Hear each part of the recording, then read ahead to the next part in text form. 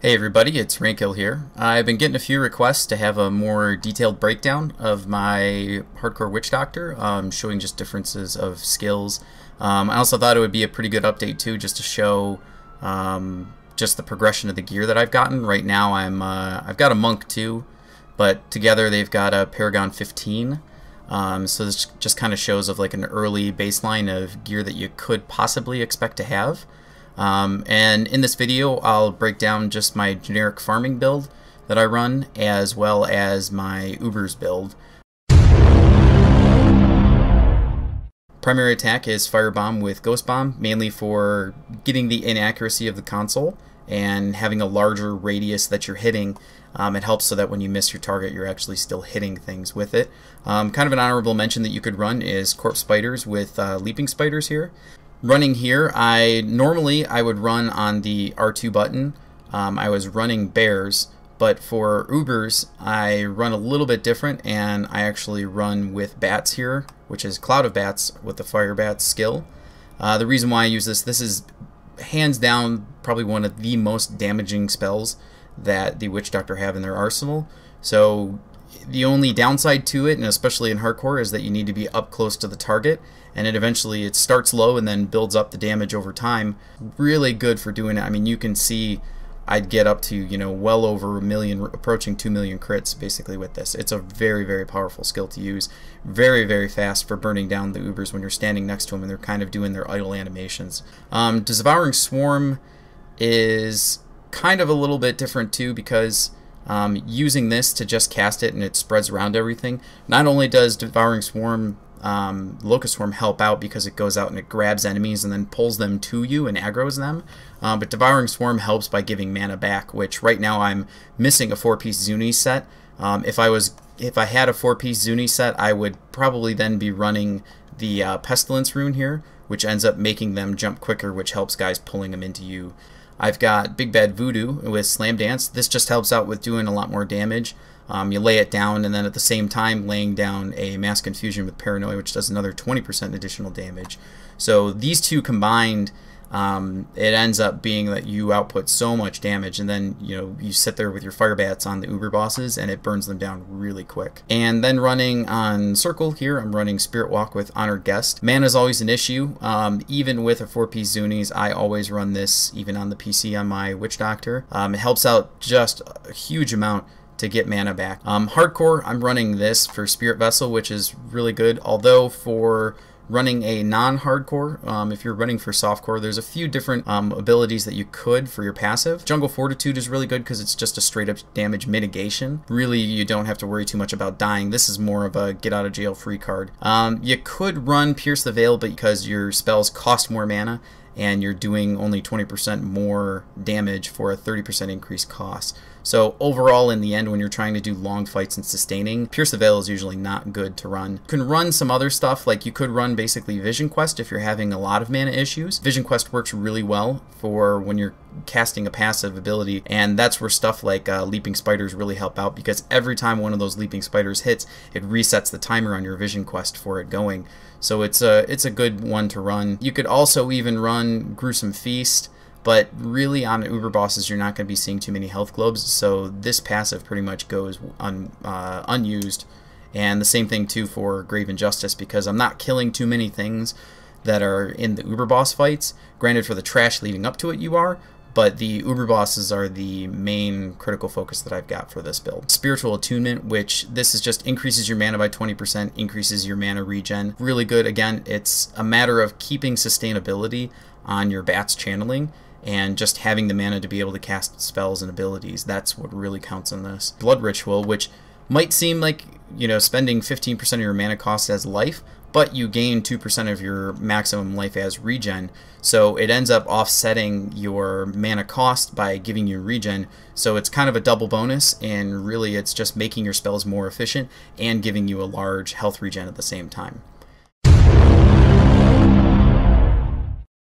The differences that I would run as far as a farming build, still probably running bats. I could run what I was running in my previous videos. So you're running Zombie Charger with the Zombie Bears rune. That works really well because If you notice when you're running zombie bears, you know, you can cast and the bears are attacking for a larger area and a further distance from you. But as another bonus that you can do, you put your back to the wall here, and when you cast the bears, they have a tendency to kind of bunch up and then they cast out in front of you. Previous video that I had, I was also using, I actually use this in every farming build, and it's going to be Soul Harvest, and I use Vengeful Spirit. Run a bunch of other different ones. If you don't want to try and use it as much, you can double the duration of it. Languish isn't really that good. Siphon's okay if you want the health back. Swallow Your Soul is pretty good if you're running into mana issues. I mean, the only other difference then is then changing up the passives, because I would be doing a farming build and I'm killing lots and lots of enemies that are around me. Grave Injustice for sure, because this is probably one of the best passive abilities that a Witch Doctor has. Reducing all of your cooldowns by 1 second for every enemy within range, plus it's your range of your pickup gear plus another 7 yards for the bonus of the skill. You can keep resetting your Mass Confusion, your Big Bad Voodoo, your Spirit Walk keeps coming up so you get more mana out of it. I mean, it is just an amazing, amazing passive to have. And then usually what I run for the other passive is Gruesome Feast. Not so great for Ubers because you don't have to worry too much, because there's not that many health globes that are popping during Ubers. But for this, because you're killing a bunch of trash mobs and everything else and champ packs, there's plenty of globes to go around. So usually I've always got at least, you know, a few stacks of this. It stacks up to 5 and it increases your damage by a large amount. But really, other than that, the build basically stays the same. It's just a matter of changing out those two passives. Possibly could even do something else, you know, again, changing from Devouring Swarm or to Pestilence. It's just a matter of preference. If you're having and running into mana issues, you run to Devouring Swarm. Once I get a 4-piece Zuni set, I will for sure probably be moving over to Pestilence. And that's about it. Now to go into the gear, basically of what I've got here. Picked up one of these Willwood. Again, this is a loot 1.5 item. This is actually typically it's a lower level item, and it has rolled up to level 60 stats. Primarily what I'm looking for in a weapon is I'm looking for lifesteal on there, especially as a Witch Doctor, because they have no other abilities really to get life back, aside from regen abilities, which you can't really count on regen all the time. This one, it ended up rolling with 2.9 lifesteal and a socket, which is where the 90% critical hit damage comes from. Here I've been crafting gloves. Now I haven't found the pattern for a Vitality glove, so ideally I would be crafting Vitality gloves, because the intellect rolls can roll very high already on gloves themselves. You can get well over 300 just from the stats. So pickup range, which really helps with the Grave Injustice, critical hit chance, critical hit damage, all resist, and the intellect. Ideally I would like to have a Vitality instead of the poison resist, but beggars can't be choosers really in this situation when I don't get too many crafts. Crafting again here for the shoulders, 379 intellect, 84 Vitality, 46 resist all, 7% life, life per second, and pickup range. These are pretty much what would be the equivalent to like a Vile Ward. Found this here as a chest. This is the Blackthorn's chest, which I found actually a long time ago. Never really found the need to use it, mainly because I had other stats from some other items. I was running the Tyrael's chest, I believe, in the video that I had, which was more for a movement speed. But which I ended up finding the pants here, which I've got as the intellect, vitality, percent life, and magic find on them, and they also have life on hit. So still stuck with this, a broken crown. It has attack speed on it. Ideally I want a helm that has critical hit chance on it. To want would be a Zunamasi's helm. That would help me towards the set bonus. And here's my neck, which just is a critical hit chance, intellect, vitality, with an average damage roll and life on hit. Probably could craft a better neck, but for now I was using my crafts for other pieces. Same here with the bracers. I found these strong arm bracers, 326 intellect, 126 vitality, 12% life, which normally can't roll on bracers, and 298 armor, which is just as good, you know, about as a 30 resist all roll, and then 6% critical hit chance. I mean, it'd be very tough for me to craft a pair of bracers that are equal to, if not better than, these bracers. So these are probably here to stay for quite a while. Found this very early on. This was back in my previous video that I had, the Thing of the Deep. Just a very good average damage roll, intellect and vitality, with the mana per second, critical hit chance, and the bonus of this of 20-yard pickup ranges. You can't get any better than that on an offhand, and really you can't even get pickup range on an offhand, period. So this is very, very good for a Witch Doctor to have, and you end up using that with a Grave Injustice to help out with, you know, picking up globes and killing enemies in the range, which will reduce your cooldowns. Here is a ring that early on I found, if you notice, by level 59 required, and it's 159 intellect, 50 vitality, 6% attack speed, 47% critical hit damage, and 3% crit. So it's a very good trifecta ring.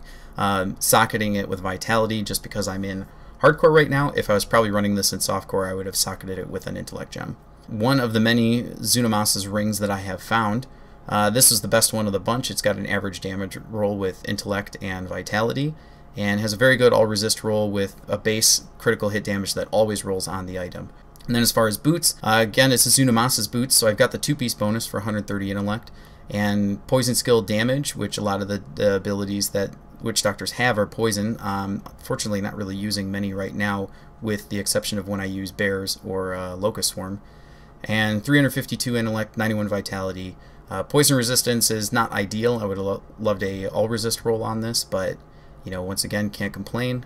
They always roll movement speed, and then these roll a 6-yard pickup range. This right here, I'm wearing this saffron wrap, which again is it's another item that rolled up, and it's just a large intellect, resist all, life on hit, percent life. So it gives me very good intellect with resist and life, and it's very good. And if you notice, I'm at 193,000 damage with 86,000 life, 45.5 crit, 272% crit hit damage.